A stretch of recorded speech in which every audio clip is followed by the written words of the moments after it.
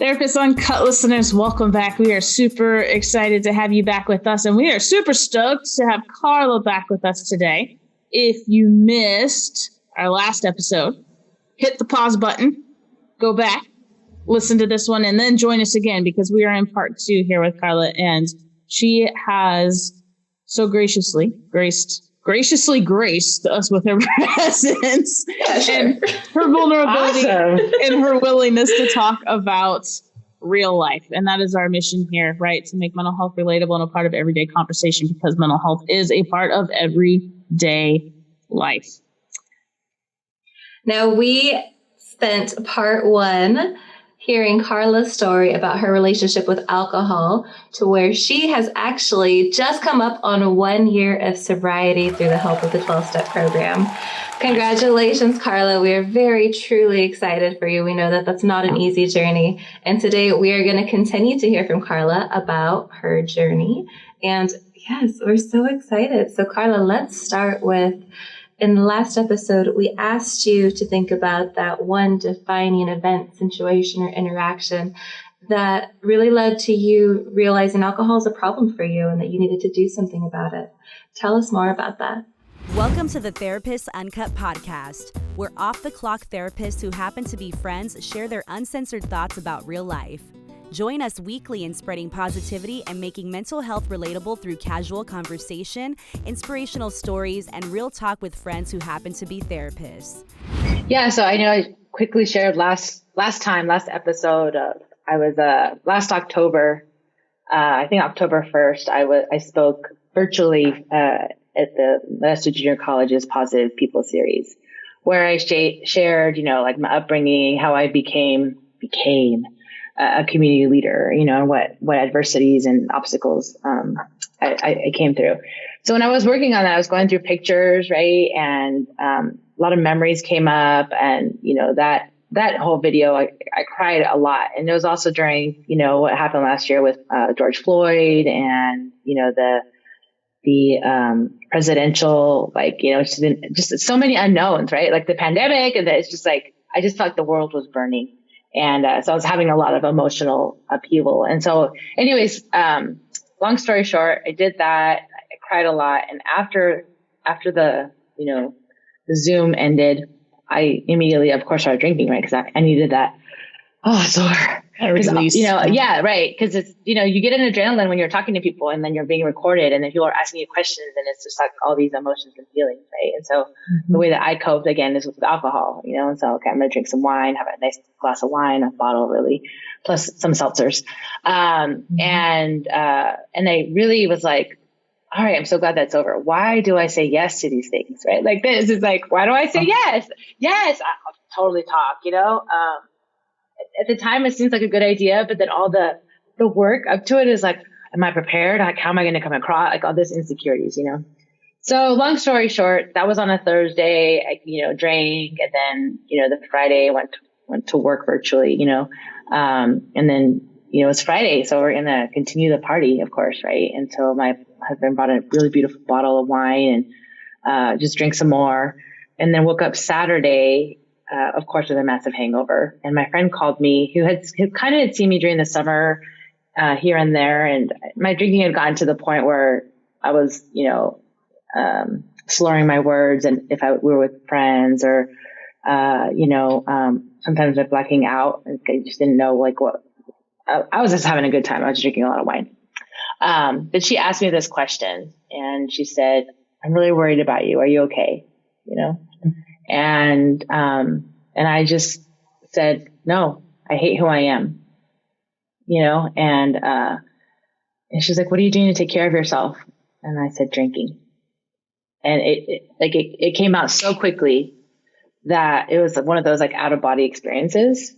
Right. And again, peripherally, you'd be like, you just spoke to people, like 100 people showed up on Zoom for you to hear your story. And they're telling you what a badass you are. And like how inspirational you are in this community, and kudos to Karlha, but Karlha just really hates who she is. And that is a show. I felt like I was living a show. And I was using alcohol. And so when I heard myself say that, I was like, and I didn't say it to her, but that conversation continued of like, why? Why do you hate yourself? And she's a life coach. So she was life coaching me and being one of my best friends, which is great because I needed to hear that. You need a little bit of both in that moment. Yeah. And I answered my own questions. Right. And the question was really like, she's like, why do you hate yourself? And I'm like, my parents are alcoholics. They live mediocre lives and they're so miserable. And so I went the other way. I wanted to be exceptional and remarkable and, so that I wasn't miserable, but I was still just as miserable, Huge. I want to talk about I think the impact of that moment when she asked if you were okay, because how easy would it have been for you to say, yeah, I'm fine.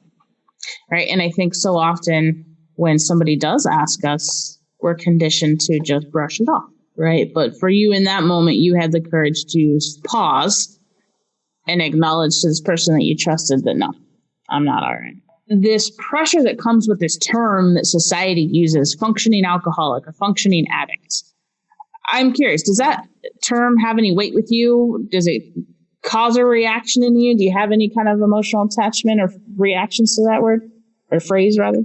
Yeah, I do now. I think, as I'm doing this journey, I'm trying to like consume all the knowledge I can about this disease of alcoholism. Even that is like, is this really a disease or is this just lack of willpower, And, cause again, like it has been like, I think the American Medical Society or whatever association, like deemed this an actual disease, like in the 60s, of alcoholism, but it's still like, just don't drink, and it's so now that I'm sober, I mean, it's such an integral part of society, the drinking, right? It's everywhere.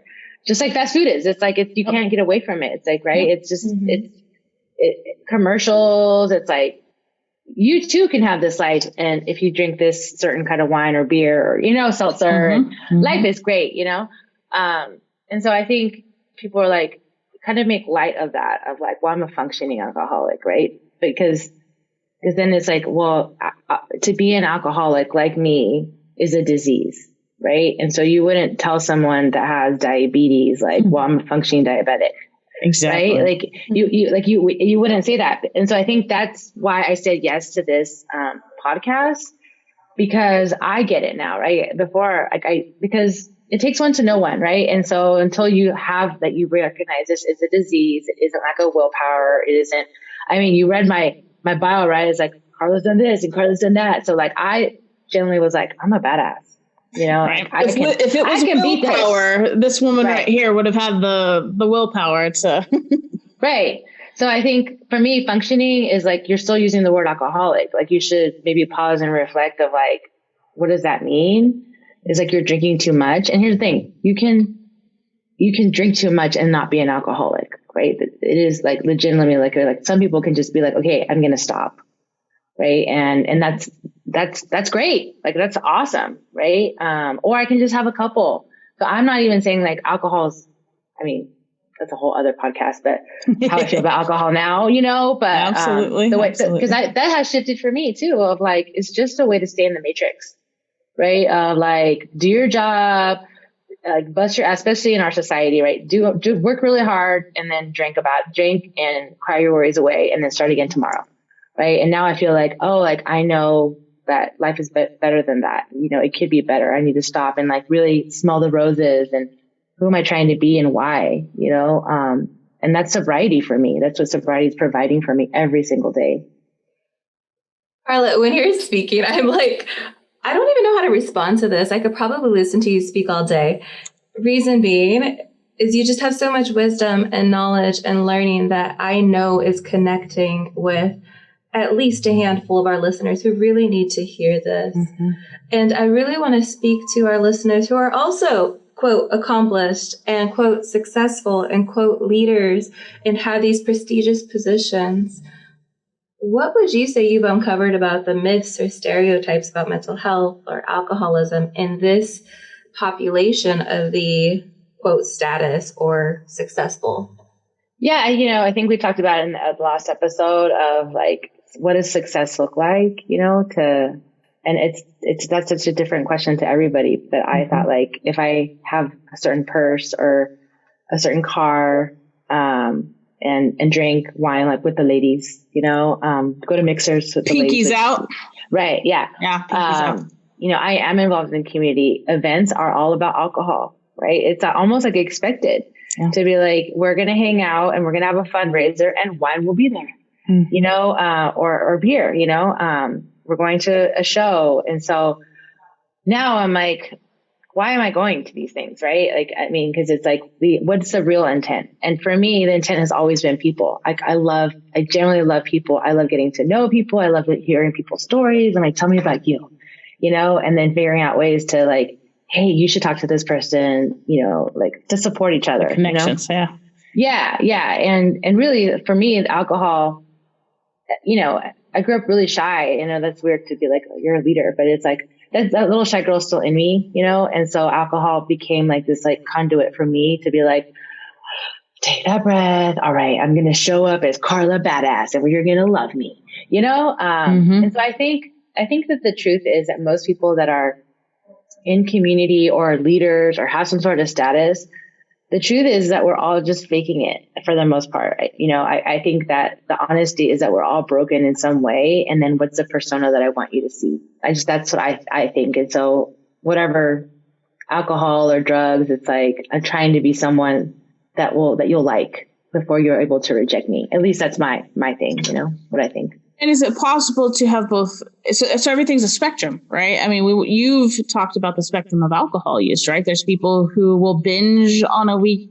And I'm not prescribing any one way, but there's people who can binge and then not drink for 3 months, right? There's people who can enjoy one beer and stop halfway through. There's people who can't control it, right? There's also a spectrum of motivation and ambition and success and such. So, is there ways to have healthy levels of ambition and desire for success, but also just recognizing that these are real humans, right? So these pillars of the community are not perfect. These pillars of the community, we put such a pressure. I think there's an internal pressure on oneself, and then also there's a societal pressure on these leaders in our community to be perfect, to be immune from the conditions that affect all the rest of us mortals, right? And I think that's why I asked you about the term functioning addict, right? Because is there this, well, you can't be a genuine, like you can't just be an alcoholic. You have to at least be like a functioning, like let's raise your level a little bit. You can be a functioning alcoholic, right? Instead of just, dude, I'm a leader, I'm a badass, and I also struggle with alcoholism. And why can't we just be a whole human? Oh my gosh, right? But again, it's like the persona, right? It's like you don't, like, again, there's so much stigma, right? And to alcohol, because it seems, again, that it's like, well, just don't drink like that. Just stop, and just like when you tell an anxious person or somebody struggling with anxiety, just stop worrying, just stop. Right. Okay. Yeah. Right. But I think what I love about where we're at now as a society is that we're having more of these candid conversations about mental health. Right. Absolutely. And that I guess that's why I'm trying to be courageous, and my honesty of like, this is who I am. Like, this is not a shameful thing. I've lived in shame my whole life of not being enough. Right. And all that shame and that whole, like, trying to get to the top or be somebody or, is part of my alcoholism. It's part of my disease that, like, it's how I coped. Right. Because I'm not that. And now I'm trying to be like, well, who am I? And how do I want to show up in spaces? Like, I get to show up with integrity, with like really being like aware of, oh, I messed that one up, or, oh, I might have not done that great. Or before I'd be like, whatever, I'm just having a great time, And then later been like, I might have said something stupid, but I'm going to pretend like I didn't. Right. And all those little seeds of like, shame and you guys have the worst, but like just doubt of like, oh my gosh, if everyone really found out who I was. And that's how I felt when I walked into my recovery program of like, if people knew who I was, they would not be asking me to speak because I am anything but a leader. I'm just this brown girl trying to be somebody and really like not that, and again, I still am like, that's something that probably my whole life, be like, okay, like this is what I'm good at, and acknowledge it and take compliments, right? As a woman, it's like, oh, okay, yeah, it's cool. Or you're beautiful, or you're this, and you're so awesome. And it's like, I I hear it, but do I feel it? No, not really, you know? And do you believe it at that time? It's a struggle and it's an internal conflict. And I love the way that you and Nikki put it, to say, I am a leader, I am a badass, and this is my story, and that's okay, because you truly are being inspirational for so many others, especially during the pandemic. People did resort to alcohol. What else are you going to do by yourself at home where you can't go anywhere, right? That becomes a thought that fuels these unhealthy coping habits. So again, we truly appreciate you being here and sharing your story with us. You mentioned the 12-step is a big part of your recovery and sobriety, correct? How'd you get connected with 12-step? How'd you find that resource? My husband's uncle has been in recovery for, over 15 years, almost like 18 years. I don't know, which is funny, right? Cause he would, during the pandemic, we would hang out in my front yard, like just getting smashed, you know, like, as he'd be going to a meeting, you know, but you know, he never said, hey, you should come to a meeting, because it doesn't work like that, you know? I mean, everyone has to hit their rock bottom. And so luckily after I, you know, had that conversation with my friend, I got off the phone and I was like, I think I might be an alcoholic. I think I need to find something. You know, you can always use Google, but I knew him. And so I sent him a text message saying, like, how do I get into a meeting? You know, I think I might be an alcoholic.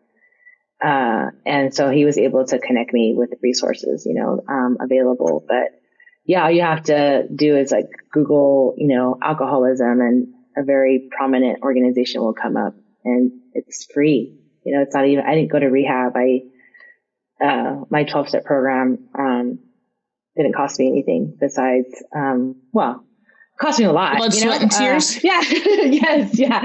And it will continue, right? Because I go to meetings every day still, you know, and one of the successes that I see by people that have lots and lots of time of sobriety is that they're still going to meetings. They're still connecting with others that are in sobriety to share their experience, strength, and hope, you know, and that's like, I'm like, okay, that must be the secret. I just got to keep working my program, keep working my, you know, 12 steps. And I think that's the growth mindset, right? Is like, I can always do better. I can always, I want to be better.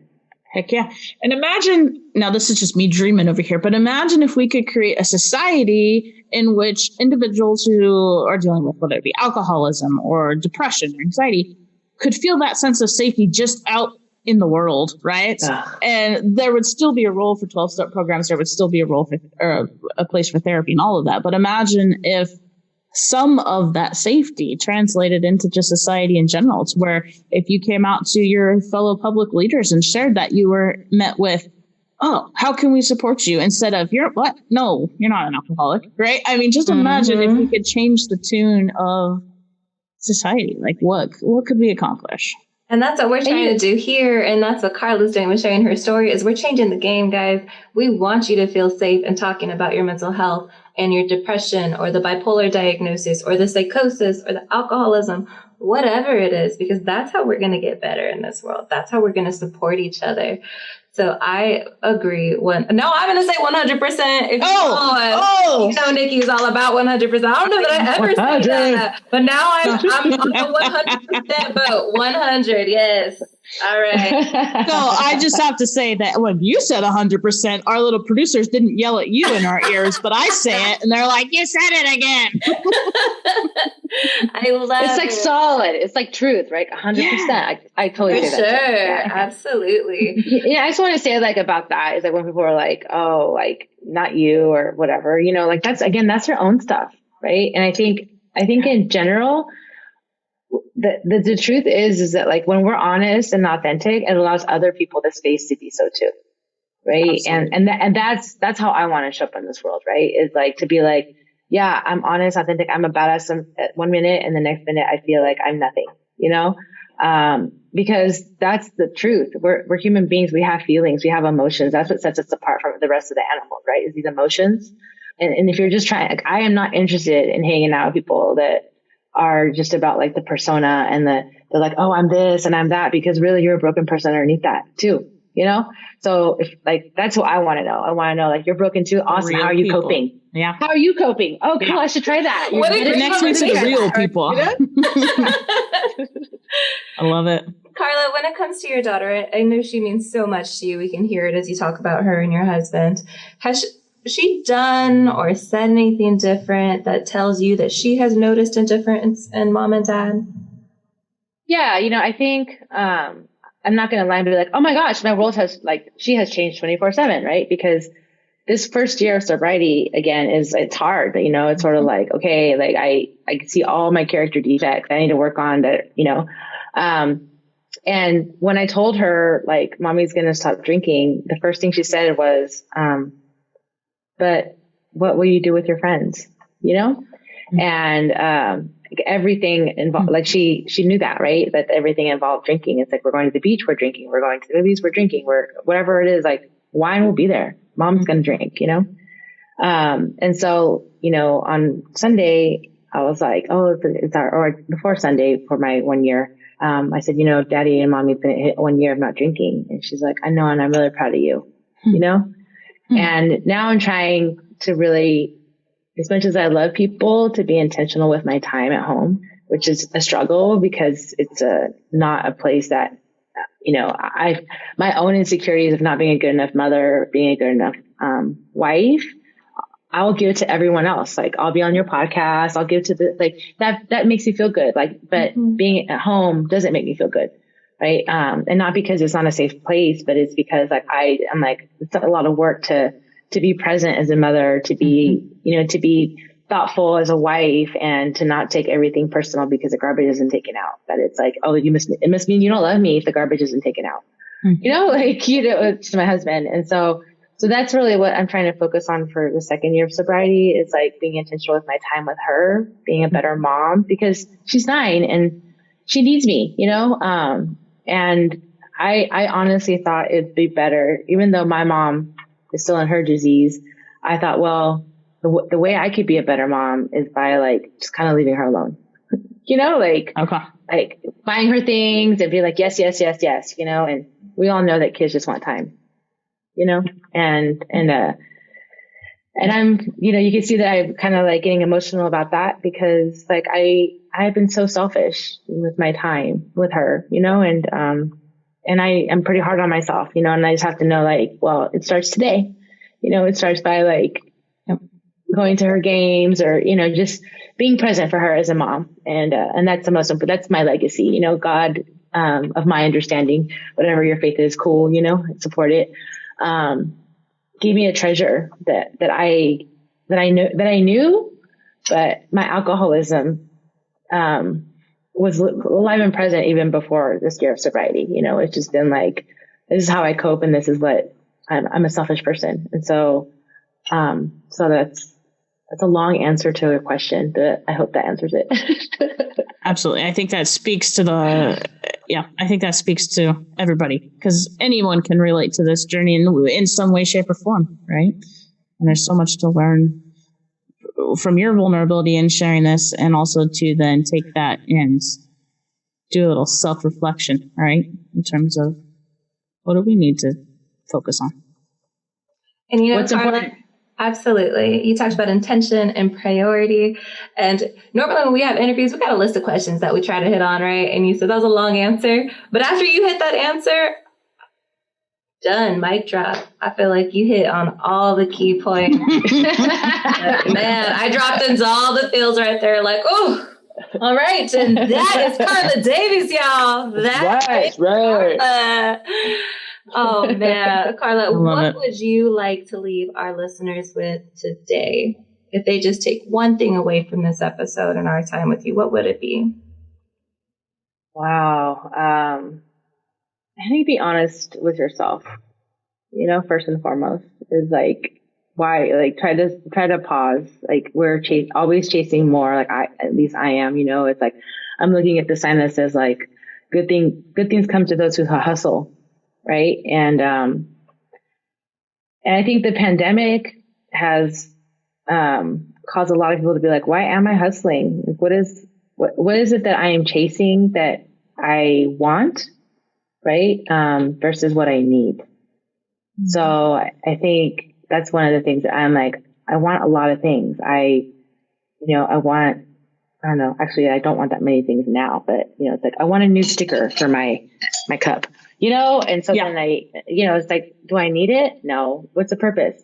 I don't know. It makes me happy, but it's not really, that's just like so peripheral. So I think like just being intentional with your honesty with yourself of like, if there is something, some substance, some issue, anxiety, depression that is so debilitating that you don't like who you are, like talk to somebody, right? There are free programs. There are people, someone that you trust, that you could be like, I'm having a problem. How do I get help? Like, I think there's so many good people in our community and in this world that like will give you the time, a listening ear, and listen. Like I think this is one of the best things I've learned in my program. Just let the person speak. I don't need to come up with a solution because we all know what the solution is. We're just asking, we're trying to be like, I know the right thing to do, but let's talk about it. So that you can sway me to do something that I know I probably shouldn't do, but we already know, we inherently know the right thing. I know it's true. I don't have wisdom that anyone else does. Like we all have our own wisdom. Whether or not we do it is our choice. And it takes self-awareness and insight, right? Because not everybody, sometimes we have to tune into it and discover it. We all know when we're going downhill, when we're spiraling, right? You're like, just more caffeine, we all know. Whether it's alcohol or caffeine or sugar, whatever it might be. Right. Yeah. Luckily now it's just caffeine, caffeine and seltzer water, I'm all about let me add some lime seltzer water. But, at the end of the day, who cares? I don't know. It's just be a good person, Dude, be a good person. I want to end there. Like, be a good human. Let's do it. Together. Like, you talked about connecting people. We just need to continue to do this, right? We know some awesome people and just bringing their stories outward so that we can share that message with others and really make life experience relatable and part of everyday experience. Thank you guys so much for doing this. I know we're coming to the end, but I just want to say thank you for such a good experience, to like be on with you guys, and it was such a safe space. So for anyone that's like might be thinking about like, do I want to say yes? Is there something I want to share? Like, they're pretty awesome. Thank you. We appreciate that so much. Thank you, Karlha. And if any of our listeners would like to connect with you, how can they do that? Yeah, I'm on all the social media platforms. Karlha Davies. Karlha, spell that first name for us. Oh yeah, it's Karlha. Karlha. Karlha. Right. Yeah, and you can find me on Instagram. Con Corazon. KONKORAZON, which is with heart. So I love it. We have so enjoyed our time with you. Fantastic conversation. Love having you on here, and we thank you so much for what you're doing personally and professionally, and we just have so much respect for you. Yes. Thank you, guys. Thank you, Karlha. And to our listeners, thank you for allowing us into your lives and helping us make mental health relatable and a part of your everyday conversation. For information on Karlha and how to contact her, you can visit our show notes page at therapistuncut.com. And if you haven't yet, please subscribe and share. We look forward to seeing you on the next episode of Therapists Uncut. Thank you for joining Therapists Uncut, a production of AMP Smart Business. To learn more about Therapists Uncut and stay up on upcoming episodes, please subscribe and follow us on social media. As a reminder, although the Therapists Uncut co-hosts are licensed therapists, they are not your therapists. This podcast is not intended to substitute professional mental health counseling. If you need professional therapy, please contact your local provider or primary care provider. Thanks for listening, and we'll see you on the next episode of Therapists Uncut.